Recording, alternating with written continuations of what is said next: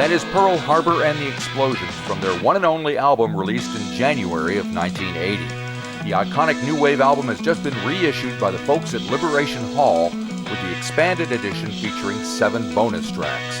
And here is Pearl Harbor herself to tell us about making the album with producer David Kahn, then moving to London to play with The Clash, one of whom she eventually married, and touring with the Talking Heads.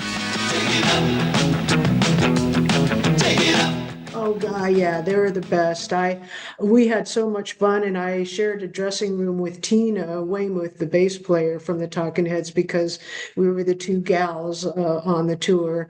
Right. And so I'm actually quite proud to say that I'm the one that got Tina to start wearing dresses on stage, because when we were touring with them, she was always in blue jeans and t-shirts, and she used to watch me get all dolled up for our show, and she'd say, "That looks like fun." And I'd say, "It is fun." And I said, you could use a little makeup and wear a mini skirt and see how much fun it is. And she did. And she said, "Yeah, that was great." So, and she's quite the bass player too. oh, she's a greatest, and she's a wonderful person. They all are, actually. We had a lot of fun, really a lot of fun. So I'm interested when it came time to make this record that it's being reissued, you were put in the studio with David Kahn, I believe, and Yep. so one thing you had to do is re-record "Drivin'" because you had released that, and the one version that's on the album is shorter than the 415 version. Is that because you played it faster? What did he tell you to do with it? What was different about the 2 versions?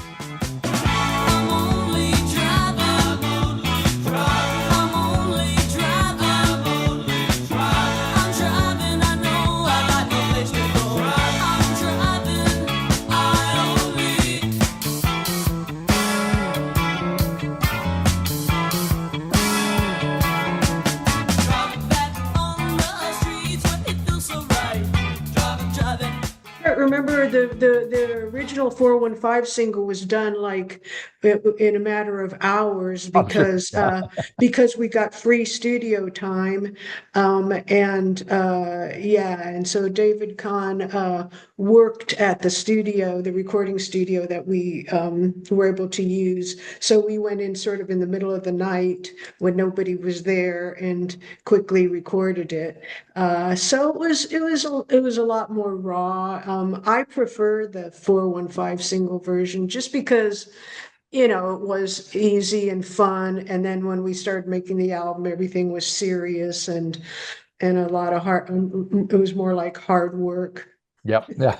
Yeah, I'm sure it was. And the pressure, I mean, it's nice to have a major label pouring all this money into the project, but at the same time, there's pressure that goes along with that, I guess. Did you feel it at the time? Yeah, I didn't. I felt pressure to make a good record and to do my best vocally and all that, but I didn't really feel any pressure from the record company. All of it was new to me, and we were all so young. We were in our Right. early 20s, and so I sort of I didn't, no, the pressure I felt was on me to do a good, vocal performance. And Yep. I tried my best. And a lot of times it wasn't that easy with David Kahn because he's very critical and can be a little bit too tough and too bossy boots with me. And I didn't like it. And Right. so there's a few feathers got ruffled along the Yeah, way. because that's a very sensitive kind of, you got to have a good communication with and trust whoever is behind the glass. They're Exactly. pushing the buttons and asking for more takes and blah blah blah, and you might think you got Yeah. or that, Yeah, and yeah, so and it was a bit unfortunately it was a bit like the boys against the girl because the 3 guys were really good friends with David Kahn and I wasn't. ah, And so, David would say something to me while I was listening back to a vocal that I had done, and he'd say something like, And he thought it was funny, but I didn't. He'd say, stuff like, ever consider vocal lessons? Oh, yeah, that's hilarious. Stuff like that. And then all the guys would be laughing and I'd be pissed off. So Sure. it wasn't really very much fun for me, I'm sorry to say. Oh, that's a bummer, man. Oh, I jeez. know it was a bummer because it was my first album, that I was making with, and Yep. all this money and everything. And then it was a real drag. Right. That's the only time it was a drag making an album. All the other albums that I've made have been really fun. Well, that kind of explains why there was only one album from you guys. Yeah, because as soon as we made it and as soon as we promoted it, I left Yeah. because I was not happy. I'm sorry about all that because I love the Explosions as individuals. They're really good guys and they're excellent musicians. It's just that we like different kinds of music. They like jazz fusion and I like rock and roll. Yep. So it didn't gel very well. Yeah, particularly bass player, what's his name? Hillary. He was pretty Hillary, hot. And people comment they could hear something going on there that was a bit kind of unusual and special in his playing and yeah. his bass lines, wasn't it? Yeah. So, Yeah, uh-huh. But they're really great musicians. And even though I didn't enjoy making that album, it was the most successful I ever have been in my career. And, my career has been very long, yep. but it was the very beginning when I was really successful. And then afterwards, I didn't get the promotion like Warner Brothers gave that album. And then when I moved to London and started my second album, they were not happy with it. So they Okay. didn't give me the same kind of attention. Yep. Yep. Yep. And I read somewhere Jane Eyre and the Belvederes covered Driving as well. That must have confused matters at the same time. Do you know about that? I kind of don't remember. Somebody else, I think it was Rachel Sweet, and Okay. she was on Stiff Records, and I was Different. Yeah. friends with all the people on Stiff Records. So I remember her. I think she covered it. She covered one of our songs, but I don't remember Jane Eyre and the Belvederes. I like both of those people. I mean, I like Jane Eyre and I like Rachel Sweet. I think Rachel Sweet's no longer with us, but I Yeah. can't, my memory is I'm terrible. not sure. And speaking of Stiff, you covered a Nick Lowe song that was on the live Stiffs record, Let's Oh, Eat. let's see. Yeah. Why that one? Hey, everybody, what you doing tonight? Let's quit talking and go get a bite. Radio saying there's a treat in town. Well, let's go, I'm gonna get some now. Let's eat. I wanna move my teeth. Let's eat. I wanna chew on a piece. Let's eat. Well, we supported Nick Lowe, a few times, and that was always one of our favorite songs that he did live because it had a sense of humor and had a good beat, Yep. and it was a easy song to cover, and it was fun for us. So that's why we did it. And every time we did it live, got a great audience response. So we just kept it in the set all the time. Cool, cool. And so that's one of the bonus tracks that's on this expanded edition. Another one is you're doing Black Slacks, Joan Bennett and the Sparkle Tones. Oh, yeah, well, That's that a good was tune. me. I was rockabilly crazy, so Good I idea. I wanted to do Black Slacks, and the guys kind of went, "Oh, all right," just to let me have my way once. Right, right. Yeah. Black slacks, black slacks, black slacks, black slacks, black slacks. They cool daddy and put them on, I'm ready to go. When I go places, I just don't care. You know why? If you see what I wear, black slacks, they bought jeans, black slacks. I really are keen, black slacks. They cool daddy and put them on, I'm ready to go. But they did appreciate that it was a good song to do live because, with the old, Oh, and all yes. that stuff. That's always good fun. Is it hard to do on sperm? Is it like whistling? Is it like, you got to be in the. No, it's easy, especially if you have big lips like me. So And then, of course, a Ron Wood song. I can feel the fire. I can feel the fire. Oh yeah.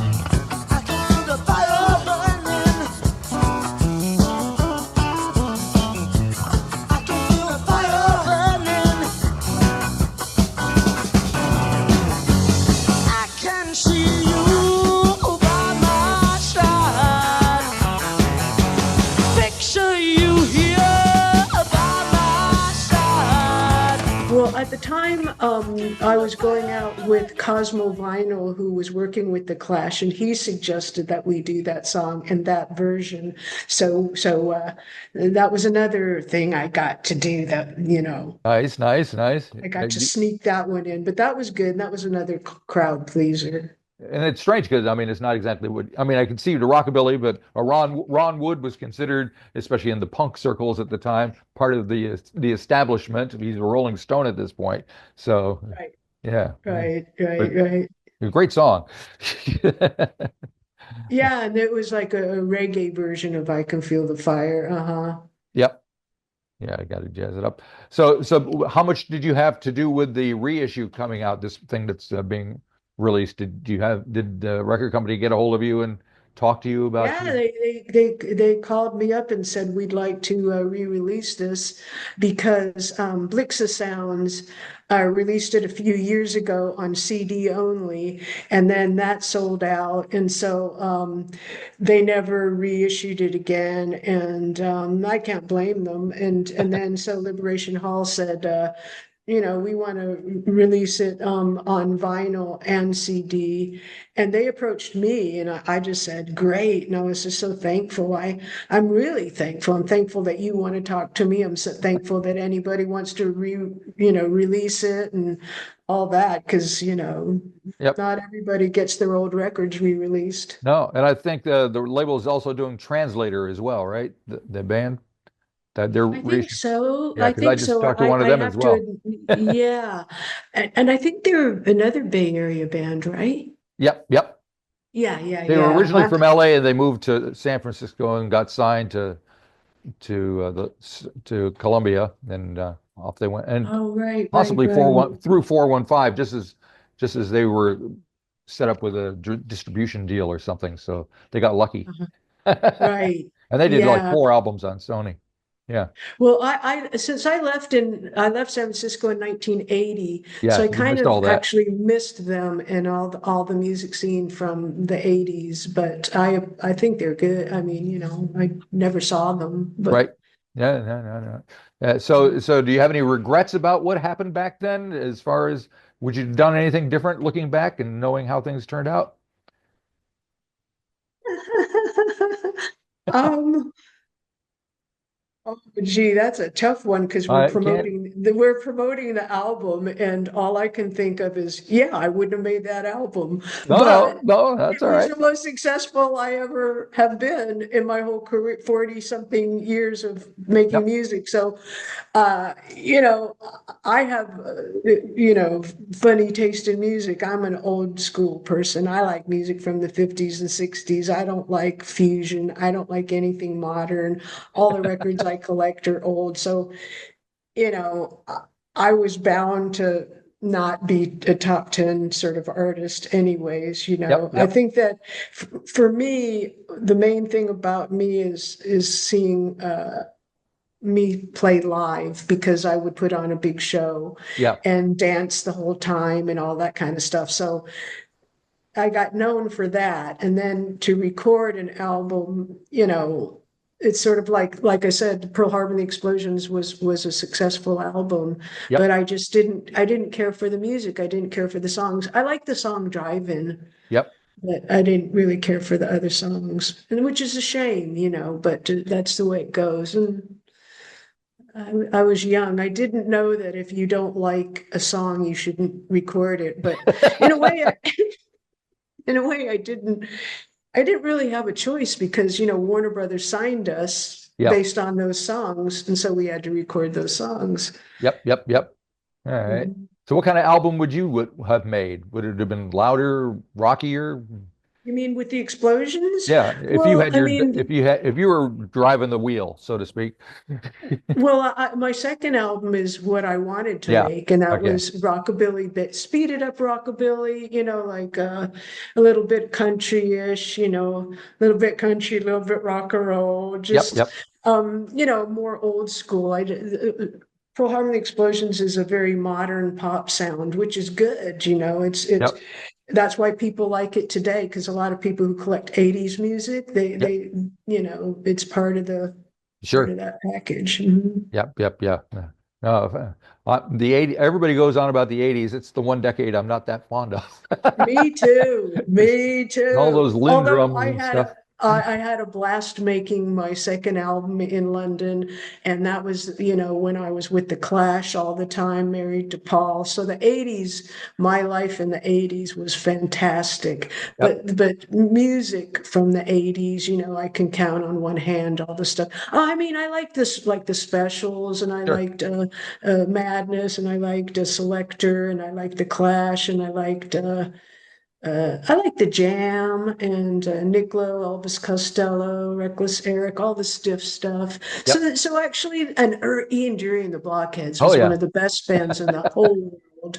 So I guess I did like all that Well, it kind of makes sense that 80s. you went over to London then. That's where it all Yeah, was yeah, happening. yeah. Because I didn't like American 80s. You're right. Yeah, yeah, yeah. Okay, all right. Interesting. And it's a shame because you talk about the live show. There's very little online that I can find of you performing live from back. I There's a know. It's a couple of shame. clips here and there, but nothing. Do you have anything in your archives that you're holding back on?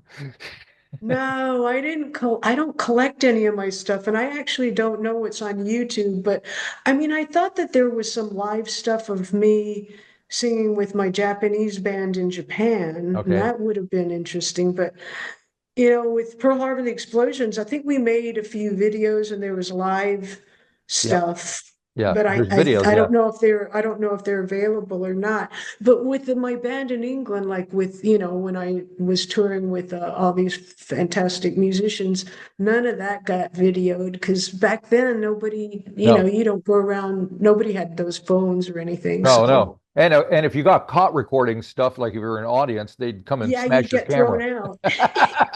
out. So now everybody's standing here recording everything. It's insane. Oh no, which actually, I find ridiculous. I've never done that. When I go to live shows, I don't have my phone up there, No, I'm watching the music and singing along and dancing and having fun, which is what you're supposed to do. I don't Right. understand why everybody feels like they have to record everything. And I bet my bottom dollar, nobody ever goes and watches it over again a year later. I know. What do they do with that That's what stuff? I think. So it's just clogging up their phone. Yeah. All that footage, but that's the way it goes. So are you doing anything musically these days? What's up? Well, I think the last time when we spoke, I told you, that I had been sick with cancer. Yeah, So I've you're only looking been in good. Are you remission. okay? Yeah, I've been in remission 1 year, and it takes 2 years to sort of recover from all that. And I have to admit that I look okay, but I feel pretty bad. I'm Right. still sick all the time, and I can't Oh, sing. yeah, So yeah, yeah. Okay. um, you know, hopefully in a year I'll be able to sing again because I have a country band just waiting, and they're so great. They're in other bands as well, so it's not like they're just sitting around waiting for me. But Yep. we only got to play two shows, and then I got sick. So I um I really hope that I can continue on playing country music, and I'll continue to practice singing. But so far, it's not happening yet. Hopefully, give it time, and it'll come Yeah, around. Yeah, it'd be great. Yeah, because we need more music. There's not enough, I know. especially Well, the good stuff. do you like country music, I Marty? do. I hated it when I was growing up. I I know. grew up in Western Pennsylvania in like a farm, right? So that's all there was country music everywhere, and it was the '60s. I, Yeah, and it I was want to hear the stuff you. Beatles and the Stones and the Kinks and all I Burt, know. all Me that too. stuff. Me too. But Me now that I'm too. older, I realize that that stuff was pretty good. Yeah. Well, it's because it's storytelling, and storytelling is a good thing. Yep, And yep. yeah, I know. When we were kids, it was cornball and all that stuff, and it's stuff your parents listened to and all that. Yep. Although Johnny Cash has always Yeah, been you cool. can't go wrong with the man in black. He always was up there. But that was the great thing about the top 40 radio back then, because you'd hear Johnny Yeah. Cash up against the Stones, up against James Brown. It was all the same. It wasn't Yes. all split off and, you know, yeah. So you didn't know what you were going to get next, but it was always It's good. true. It was all good stuff. Yeah, you named all my favorites. Oh, well, that's easy. Very good. I see Patti Smith is just celebrating her kind of 50th anniversary of horses. Have you ever run into her? Had any? Yeah, I know her daughter and Jessie, and my friends work for Patti Smith, so when she's on the road, which is almost all the time, she's like the hardest working woman in showbiz. Yep. So I was always backstage, and yes, I spoke with her a few times. She's shy, and so am I. So I didn't really, have great conversations with her. I had a lot of fun with Flea because Flea always plays bass with her in California, that is. Right. And I know all her band and everybody who works with her, but Patty herself, I don't know very well, but I sure admire her. And I think she's fantastic. Yep. And the other one that I'm throwing off is Marianne Faithfull, who just recently passed, and Right. Yeah, I I think did. she's I met highly her too. underrated, man. She was an Yeah, incredible yeah, she was artist. great. I met her through PJ Harvey, and that was a real That's nice. a good way to do it. Yeah, yeah, yeah. Well, they were fans of each other, and I think they ended up recording a couple things together, but my mind is Yeah. gone. Yeah. So, yeah. So yeah. Yep. No, no. Well, anyway, glad to see you're still rocking in one form or another, and hopefully we'll get you back in the studio or doing something that you like. And Oh yeah. Well, if and when I say when, I'm determined to get back out there. I mean, unfortunately, when I ask the doctor, I say, am I going to be able to sing again? They kind of go, that we don't know. We're not yeah, saying yep. All anything. right. So, but I mean, I have a feeling it might come down to just me being on stage and sitting down and singing, but Hey, the thought of singing down and is just like yep. awful. But I'd have to come up with something like making a throne or something, I'd have to Well, come up with some. Solomon Burke used to do that. Oh yeah, that's true. There are a few people who have, come up with. So I'll try to have a sense of humor no matter what I do. There you go. Yeah, and I've seen videos of Ann Wilson from Heart because she's hurt her leg or something. She's sitting down singing these days. Oh, right, right, So, right. So I guess I wouldn't be the only one, huh, no, it's been done Marty? before. You're okay. No, no Okay, stigma okay. attached. You're good. Just have fun. Yeah, that's the name of the game, isn't it? If you enjoyed this episode of the 13th Floor's Music Talk series, please be sure to subscribe to the website or to the YouTube channel. Follow us on Facebook or Instagram and wherever you find your podcasts. There's a whole lot more to discover.